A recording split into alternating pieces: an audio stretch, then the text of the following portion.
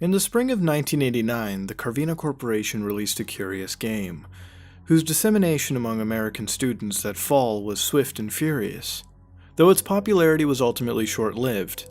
The game was Killswitch. On the surface, it was a variant on the mystery or horror survival game, a precursor to the Myst and Silent Hill franchises. The narrative showed the complexity for which Carvina was known, though the graphics were monochrome, vague gray and white shapes against a black background. Slow, meaty versions of Czech folk songs play throughout. Players would choose between two avatars, an invisible demon named Gast or a visible human woman, Porto. Play as Gast was considerably more difficult, due to his total invisibility, and players were highly liable to restart the game as Porto after the first level, in which it was impossible to gauge jumps or aim. However, Gast was clearly the more powerful character. He had fire breath and a cold steam attack. But as it was above the skill level of most players to keep track of where a fire-breathing, poison-dispensing invisible imp was on their screens once the fire and steam had run out, Porto became more or less the default. Porto's singular ability was seemingly random growth. She expanded and contracted in size throughout the game. A Kansas engineering grad claimed to have figured out the pattern involved, but for reasons which will become obvious, his work was lost. Porto awakens in the dark with wounds in her elbows. Confused, seeking a way out, she ascends through the levels of a coal mine in which it is slowly revealed that she was once an employee. Investigating its collapse and beset on all sides by demons similar to Gast, as well as dead foremen, coal golems, and demonic inspectors from the Savatic Corporation, whose boxy bodies were clothed in red, the only color in the game. The environment, though primitive, becomes genuinely uncanny as players progress. There are no bosses in any real sense. Porto must simply move physically through tunnel to reach subsequent levels, with her size varying wildly through interlevel spaces. The story that emerges through Porto's discovery of magnetic tapes, files, mutated factory workers who were once her friends, and deciphering an impressively complex code inscribed on a series of iron axes players must collect. This portion of the game was almost laughably complex and defeated many players until Porto 881 posted the cipher to a Columbia BBS.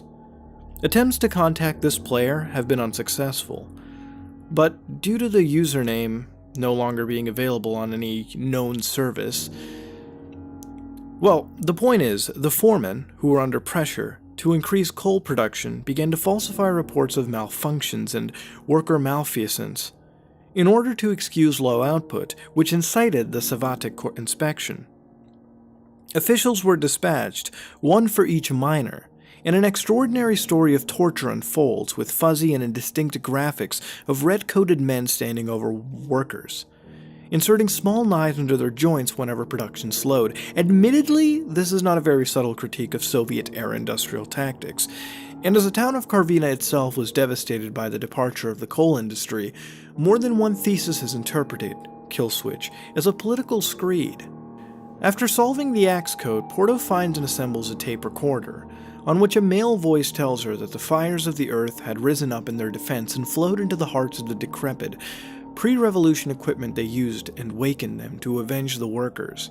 Now, it's generally assumed that the fires of the earth are demons like gas, coal fumes, and gassy bodies inhibiting the old machines.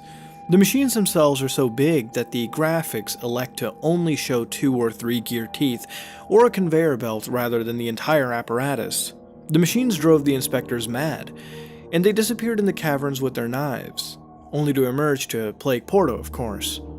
The workers were often crushed and mangled in the onslaught of machines who were neither graceful nor discriminating. Porto herself was knocked into a deep chasm by a grease-stricken engine, and her fluctuating size, if it is real and not imagined, is implied to be the result of poisonous fumes inhaled there. What follows is the most cryptic and intuitive part of the game, and there is no logical reason to proceed in the correct way. And again, it was Porto 881 who came to the rescue of the fledgling Killswitch community. In the chamber behind the tape recorder is his great furnace where coal was once rendered into coke. There are no clues as to what she is intended to do in this room at all. Players attempted nearly everything from immolating herself to continuing the process of making coal, as if the machines had never risen up. Porto 881 hit upon the solution and posted it to the Columbia boards. See, if Porto ingests the raw coke, she'll find her body under control, and she can go to fight her way out of the final levels of the mine, which are impassable in her giant state, clutching the tape containing this extraordinary story. However, as she crawls through the final tunnel to emerge above ground, the screen goes suddenly white. Killswitch, by design, deletes itself upon player completion of the game, and it is not recoverable by any means. All traces of it are removed from the user's computer. The game can't be copied. For all intents and purposes, it exists only for those playing it, and then it ceases to be entirely. One can't replay it, unlocking further secrets or narrative pathways. One cannot allow another to play it, and perhaps most importantly, it's impossible to experience the game all the way to the end as both Porto and Gast. Predictably, player outcry was enormous. Several routes to solve the problem were pursued with no real efficiency. The first and most common was to simply buy more copies of the game, but Carvina Corp released only 5,000 copies, and they refused to press further editions. The following is an excerpt from their May 1990 press release. Killswitch was designed to be a unique playing experience. Like reality, it is unrepeatable, unretrievable, and illogical. One might even say, ineffable. Death is final. Death is complete. The fates of Porto and her beloved Gast are as unknowable as our own. It is a desire of Carvina Corporation that this be so, and we ask our customers to respect that desire. Rest assured, Carvina will continue to provide the highest quality of games to the West, and that Killswitch is merely one among our many wonders.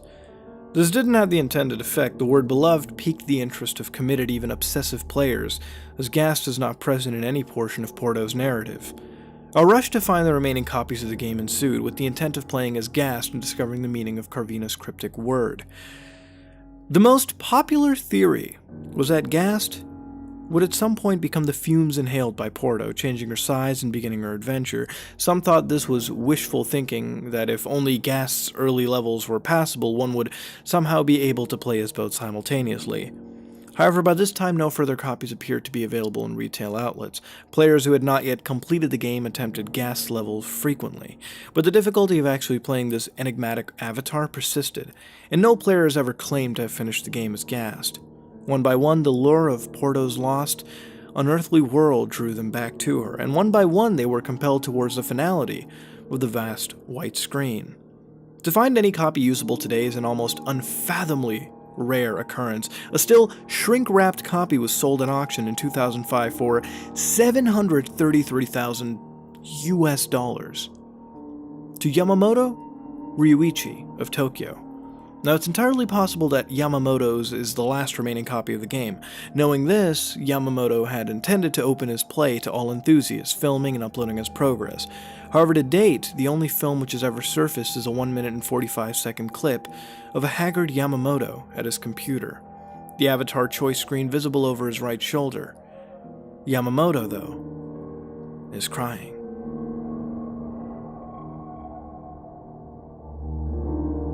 Oh, that was quite an interesting creepypasta. Ladies and gentlemen, what we just listened to was Killswitch. Yes, Killswitch. No, not the cover-based shooter that was released on the PS2 or the Game Boy Advance, but rather an interesting game crafted by the minds of Carvina Corporation.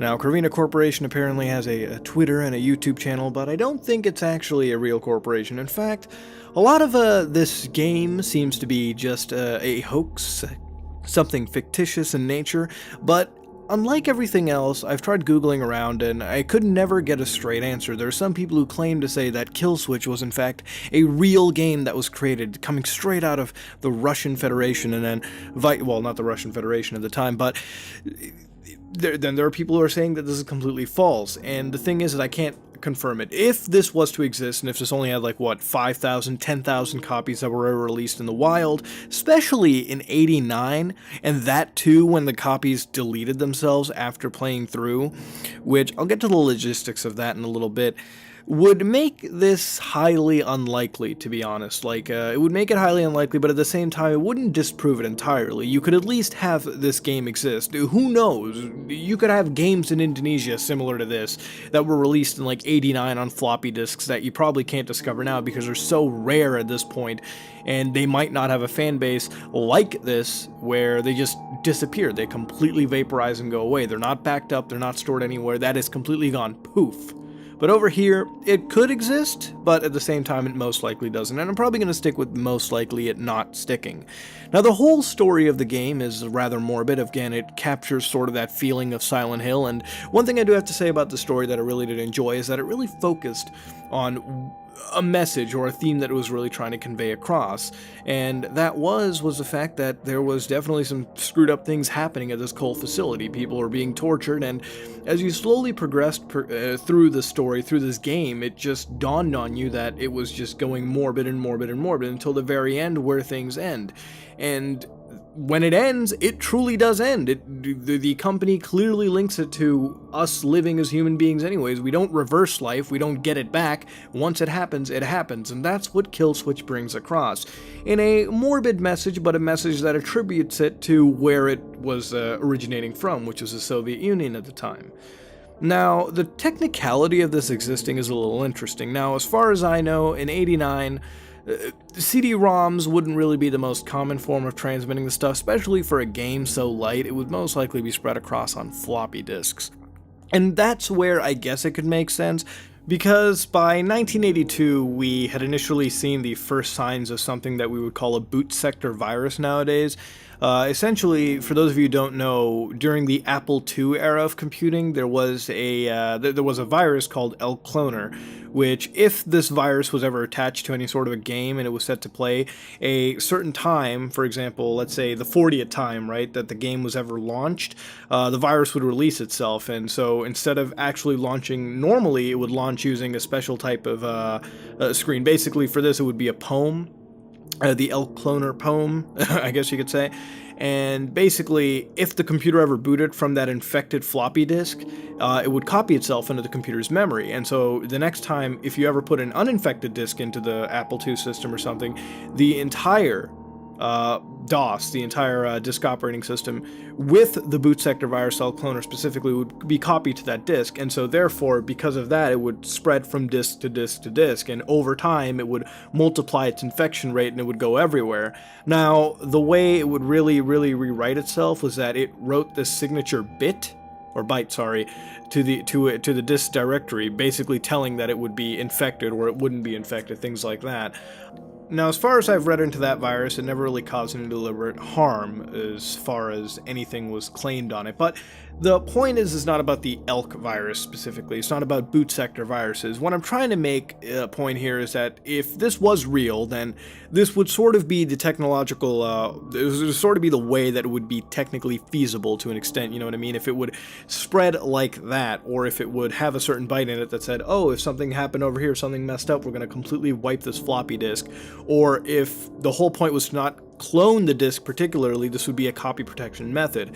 Could it have worked? It most likely could. And the problem with that is that if we had these floppy disks today, obviously you could clone the floppy disk across numerous different partitions, numerous little files spread across your computer. It would be very easy, very effective to pull off. But the problem is, for something released in the 80s, late 80s even, and in such a limited run, having a unopened, sealed copy to this nowadays would be technically unfeasible. For example, at the end of the story, somebody bought a cartridge for $733,000 US, and if they're crying at the end, I think they're crying more so on the fact that they spent $750,000 on a game that, frankly, would completely delete itself after one entire run. I think there's probably nothing incredibly traumatic that might have happened, to the point where I think Yamamoto was really crying because of the game, more so on the fact that that's $750,000 burnt on a on a one limited time creepypasta game. Again, this is just simply a story, nothing more than that. I don't think this ever really accounts for any real world events.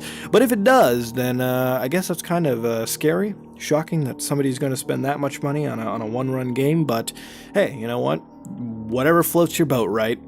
But the thing is, whether it's technically feasible or not, is a question, but one thing that I think we can all agree on is that this story definitely does bring its originality out completely, and it's definitely far more original than a lot of other gaming creepypastas. You know, instead of having some demonic forces, you could sort of see that hinted at to an extent if you really perceived it in that mindset. But what I think we can really appreciate is the story took an entirely original turn for itself.